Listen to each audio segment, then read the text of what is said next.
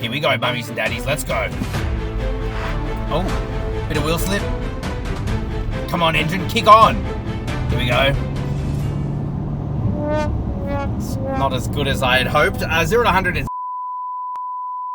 Hey guys, check this out. We are here with the BYD Sealion 6. If you think, actually, doesn't that look like the Seal U? Well, yes. In fact, when I went to the launch of this at Lang Lang like a few months ago, they actually changed the name on that day. It's part of a broader renaming strategy. But that aside, I honestly, genuinely believe this is just the best SUV I have ever reviewed. That doesn't necessarily mean it is the best at everything and it doesn't have its flaws, but all round, it is so well priced, it comes so well equipped, and it is perfect for Australia. Perfect for Australia. And I don't say those words lightly. So today I'm going to take you for a full review of probably my new favorite midsize SUV, the BYD Sealion 6. We're going to check out its exterior, look at its interior and practicality. We're going to launch this thing because we have the all-wheel drive. Everyone seems to be reviewing the dynamic, the base model, but we have the top of the line here. We're going to see just how fast it is. Then of course we're going to give this thing lots of sauce. We're going to drive it around Saucy Corner, make sure... I just swallowed a fly. Oh, that's shut me down.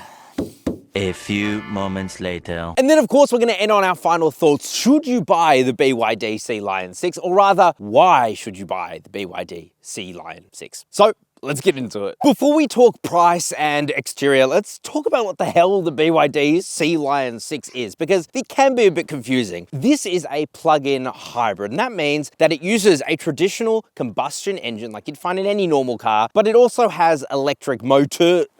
This one here, the all drive, has 2 motors. If you go for the dynamic, that has 1. The dynamic starts at $48,990 before on-road costs. You spend $4,000 more, which I really think you should, and you get this. This is the premium, and that adds all-wheel drive and a turbo to the front motor, which puts out a lot more power and gives you more grip with slightly less fuel efficiency. But again, we'll come back to that when we drive this thing. It's $52,990 before on-road costs. And if you were to put that against an equivalent Mitsubishi Outlander plug-in hybrid, this thing's #1 competitor, this it's all over it, frankly, because it's about $25,000 cheaper spec for spec. So if I were Mitsubishi at the moment or any other traditional OEM, I would be scared. I would be really quite fearful of cars like this, which can just do it better than them for cheaper. So because it's a plug-in hybrid, it's the best of both worlds. It's both a electric vehicle, but also a combustion vehicle. So what that means is that you can run this thing for about 80 kilometers on electric mode only. You charge it in. It's got level 1, level 2, and level 3 charging. If you go for the DC fast charging, it'll take you about 1 hour to get a full charge. I actually did that early today. It was really cheap. I got like 20 kilometers for like $2 or something. It was very, very cheap. Or you can plug it into your wall and it will just charge overnight, and that will give you that 80 kilometers of range. But then if you want to go further than that, once you run out of range, you can drive this thing like any other hybrid system. Think like a Toyota RAV4. So that relies on the petrol motor to provide energy to the front wheels, but it will still also charge the battery and manage it itself to give spurts of energy to bring down your fuel economy. So that means even when you run out of all the electric range, technically speaking, you still have the fuel efficiency of a Toyota RAV4. Not quite as good, but almost as good. And that is what makes this thing so dangerous. And that's why people are like, RIP Toyota RAV4. Why I might say RIP Toyota RAV4, because it kind of is. So let's talk about the way that this thing looks, because you'll see that it does look very, very similar to the BYD Seal. The Seal being their fully electric sedan. So it kind of looks like a jacked up Seal. You got these really cool lights here. I like the daytime running lights. It's also your turn signals. Very bright LED lights there too. And by the way, pretty much everything you see except for the heads-up display comes on the base model. Really, all you're paying for in that extra is the new electric motor at the rear and turbo for the front motor. Crazy stuff. You have a very bulbous nose here. You've also got some fake aero, which I think is quite funny. This thing is very, very aerodynamic though on its own. You've also got BYD spelt out there, which, if you didn't know, stands for Build Your Dreams. That's the name of the company. You have a massive grille here and a sensor down there. This thing does have autonomous driving, and it's very, very good at it. It's gotten better,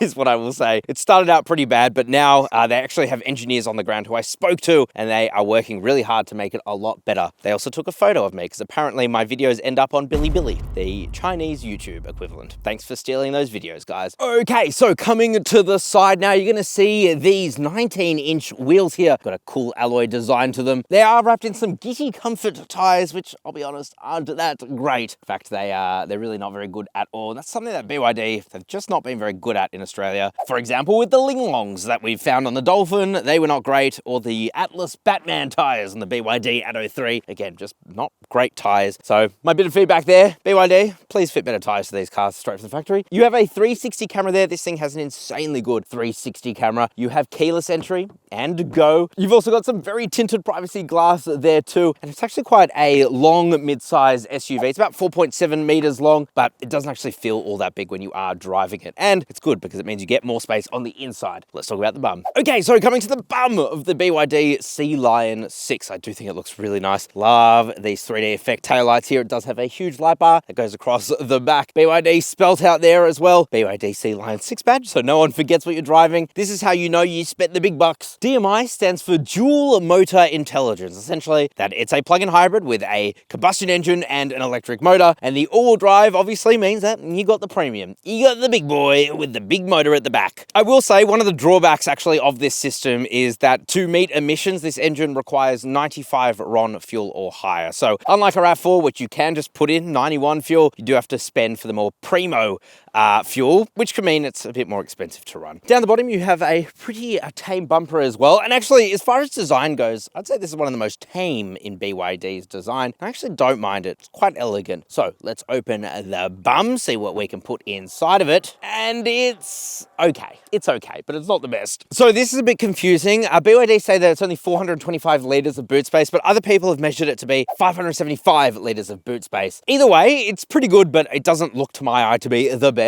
So whatever your literage is, it's enough space for definitely a couple of large suitcases. Under here, you have pretty much no storage, just your tire repair kit. It is also your false floor, so you can hide it away and get a bit more space if you want to. And then of course you can drop the second row pretty easily, and that gives you a silly amount of room. And if you're wondering why is boot space quite compromised, well, that is because it has a pretty large 18.3 kilowatt hour LFP BYD Blade battery, one of the safest batteries out there. Honestly, they have shown videos of these things getting demolished. Extreme temperatures, nails straight through them. They don't catch fire very often at all. Seriously, one of the safest out there. But as a result, that does eat into some of the boot space, which is a bit sad, but normal. Let's check out the interior. Alrighty, guys. Oh, that sounds good. Listen to this.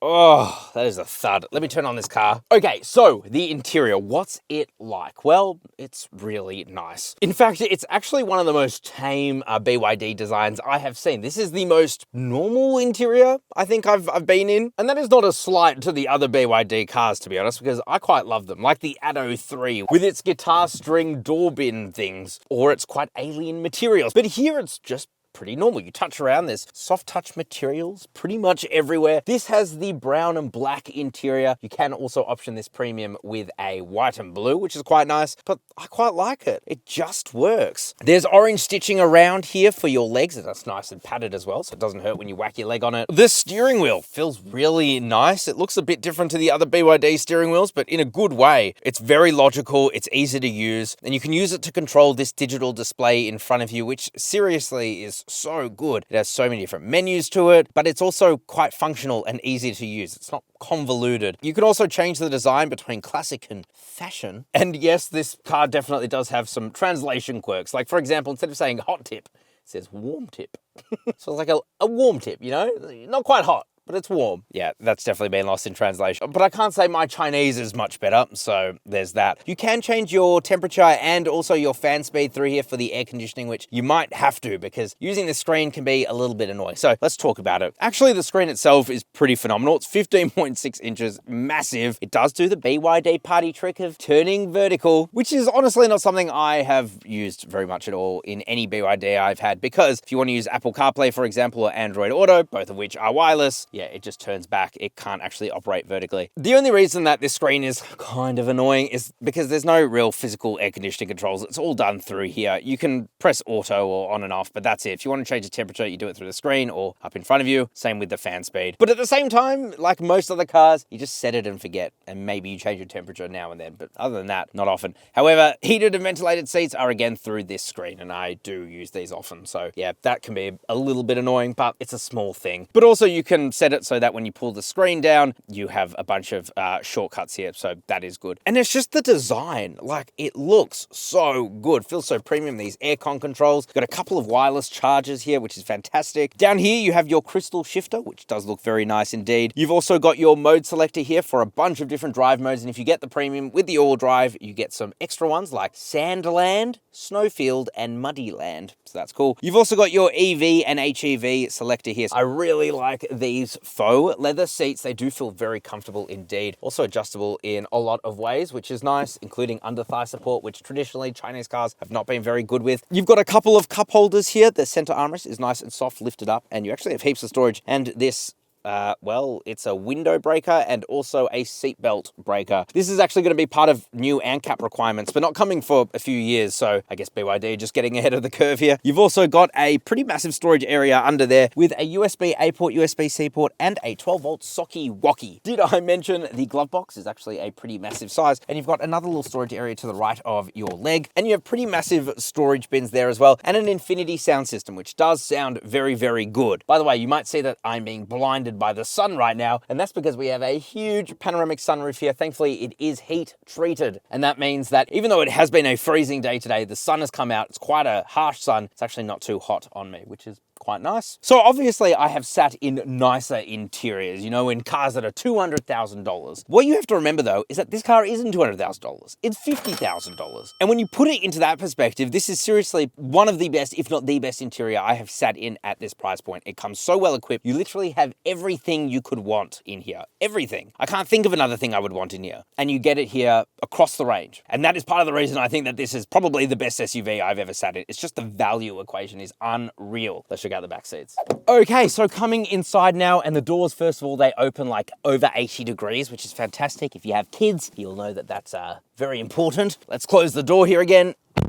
Ugh. Solid. So I'm 5'11". I've got heaps of legroom. Toe room is also really good. Headroom is okay. It's not the best. And that's just because we do have the panoramic sunroof, though I'd much rather have this than not. And I'm not touching it yet. But if you're taller than me, yeah, you might be starting to touch the roof there a little bit. Quality is the same back here. So it's nice and squidgy materials, which is really important for soaking up road noise. And this is a very quiet cabin too. You have map pockets here, a couple of air vents, USB-A port, USB-C port, and another little storage area down there. And then these seats.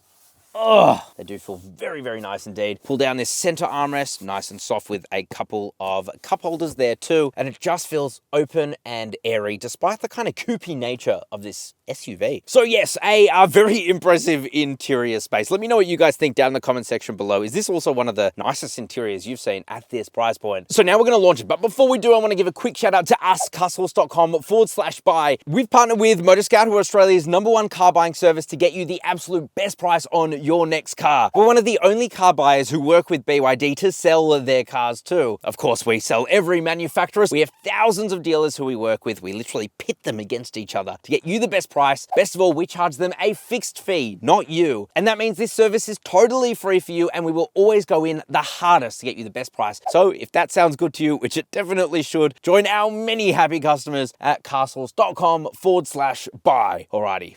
Let's launch it. Alrighty guys, let's launch the BYD Sealion 6, the premium, the all-wheel drive. They claim it will do 0 to 100 in 5.8 seconds. What will it actually do? Well, let's put the car into sport mode. We're also going to go here. It's got a launch mode, actually, so a timer anyway. So let's try and see what it does. Okay, here we go. We have my specialist timing here. Don't worry, we're gonna make sure that it's actually accurate. Here we go, mummies and daddies, let's go. Oh, bit of wheel slip. Come on, engine, kick on. Here we go. It's not as good as I had hoped. 0 to 100 in 7.52 seconds according to my gear. Car says 7.4 seconds. I'm gonna try that one more time. Okay, so I think I've figured out what the issue might have been. I'm running the car currently in EV mode, and it does kick on the petrol motor, but probably not early enough. So let's try that again. Put the car in HEV now, and we will put on the timer as well. Here we go. Oh, that feels a lot faster though. Yep, 0 to 60 is far faster. That is way better, way better. And we wheel spun, and it's a cold, wet day. 0 to 106.19 seconds here, 7.4 on the timer there. So I trust my timing gear a lot more, to be honest. Is that exactly the same as before?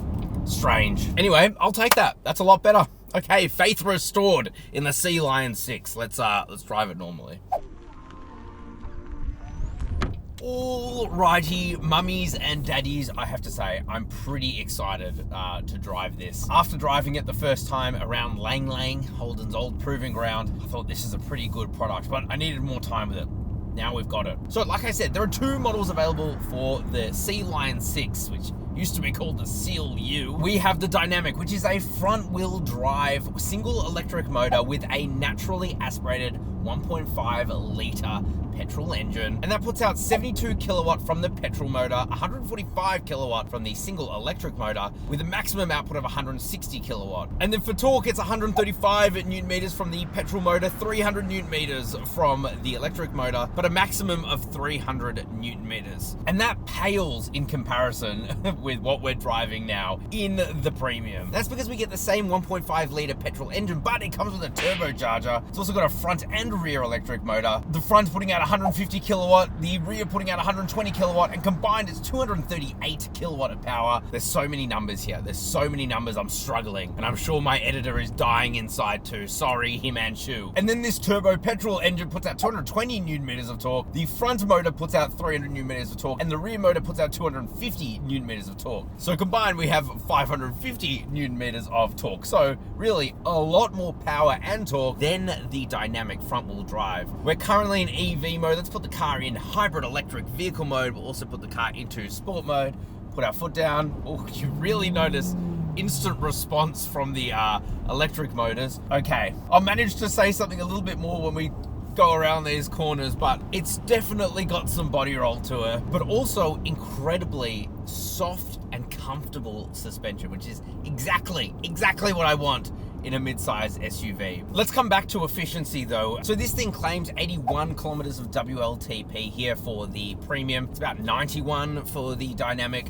And honestly, I'm getting about 80 kilometers of WLTP range. I had the car charging this morning, the battery. So the battery will actually drop down to about 25%. Once it gets to 25%, it'll act as an HEV, hybrid electric vehicle. But if I put the car into EV mode, it turns off the engine and will run purely with the electric motors. And you could do that for about 80 kilometers. It's very close to the real world range. And then if you're on the highway, this all-wheel drive variant, it's definitely not as efficient as the front wheel drive. And I was getting about 6.9 liters per 100 kilometers. In fact, let's check here. There you go. 6.9 liters per 100 kilometers. Spot on. But here we are at Saucy Corner. I'm going to put the car back into HEV so it turns on the petrol motor. We're going to go.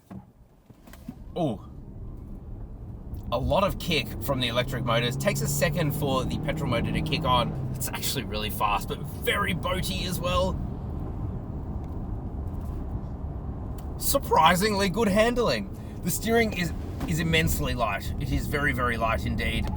In fact, I almost had to cross over my hands there, which I really don't have to do in any other SUV, but it's okay. No one's driving their Sealion 6 like this. And when we put the car back into, oh, it's got a lot of modes. That's snowfield, that's muddy land, eco and normal. Let's go back to normal. When you're in normal mode and you're just cruising along, it is a very comfortable, easy drive, and you will get about 1,000 kilometers of range out of this thing. And actually they've released a 5th generation of this DMI system, and that can apparently get over 2,000 kilometers of range, and I believe them because BYD have some pretty immense R&D going behind their cars at the moment. It's also nice and quiet in here. In fact, I can hear myself almost too well. It's that quiet. And I love the fact that you can just switch into EV mode and it goes silent. The car is silent. It will not kick in its petrol motor unless you really need it to. You put your foot down, then you can see it switches up there to hybrid mode, but you don't need it. You can just run it in EV mode. And when you do run out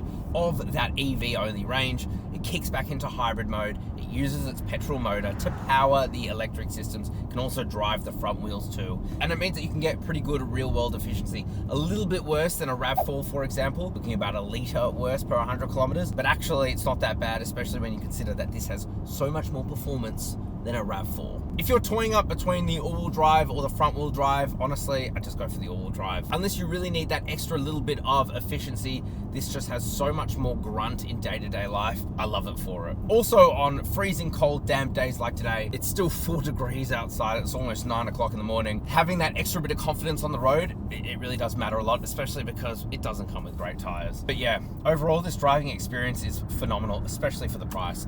Like, you can't fault it for it. It's really hard to fault this car. And like I said, that soft suspension, it's actually quite comfortable suspension, so I don't mind it at all. So a lot of information there, but yeah, to summarize, this thing is sick. Let's get to our final thoughts. Alrighty guys, so final thoughts on the BYD Sealion 6. Should you buy one? Well, why was that so delayed? Well, absolutely you should buy one. If I were a traditional manufacturer like Mitsubishi with their Outlander selling an equivalent spec for like $25,000 more than this, I'd be bricks, because the reality is that BYD and other Chinese manufacturers are now able to produce vehicles that are really, really good, way better than they were 10 years ago, at a lower price, and that are just better in pretty much every way. It looks great, it's got a great interior, drives pretty damn well, especially if you're not going to be driving this thing dynamically. It's quite fast, and you can get into one for like 53 grand. And as I said, if you want to make sure that you can get into one at the best price possible with cars that are actually in stock, because these are selling out, head to carsauce.com/buy